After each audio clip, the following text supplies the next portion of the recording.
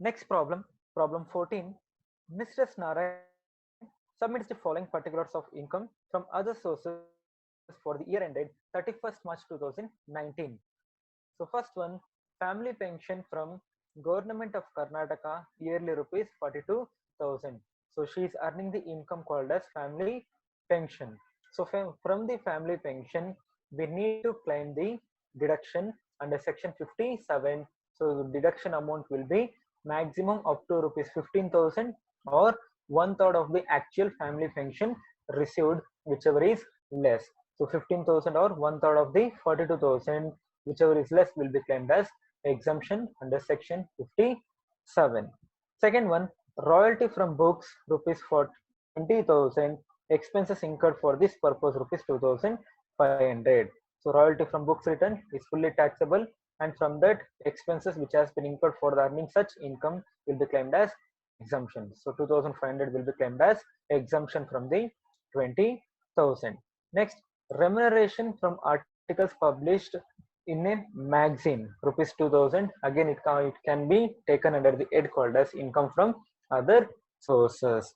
Next, cash worth rupees 1 lakh was found in a private locker, the source of which could not be explained by her. So it is an unexplained income.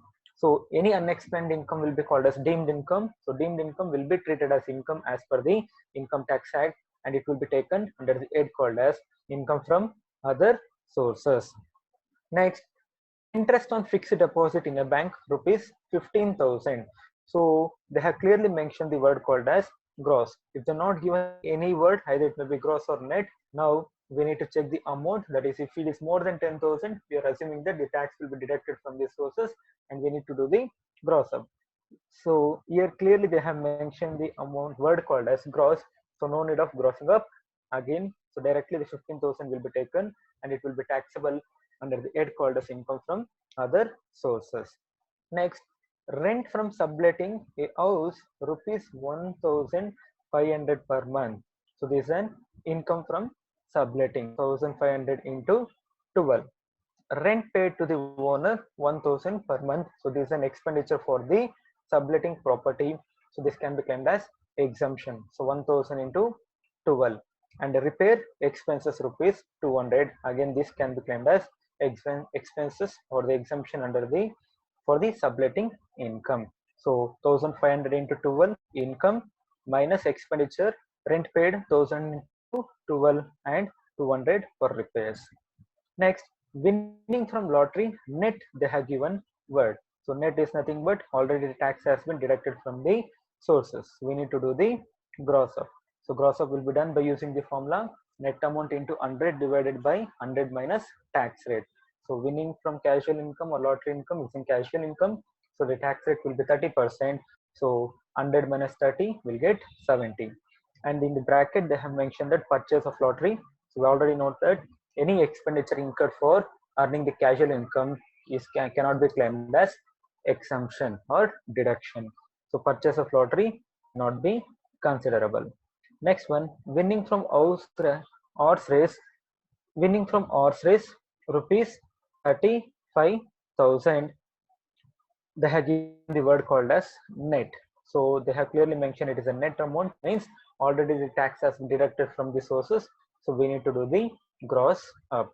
So the gross up will be done by the formula called as net amount into 100 divided by 100 minus tax rate. So net amount is 35,000 into 100 divided by 100 minus tax rate. Casual income 30%. So 100 minus 30 will get 70. So let us see the solution part. Assessee Mr. Narayan, calculation of taxable income from other sources. So she has received the family pension of rupees 42,000.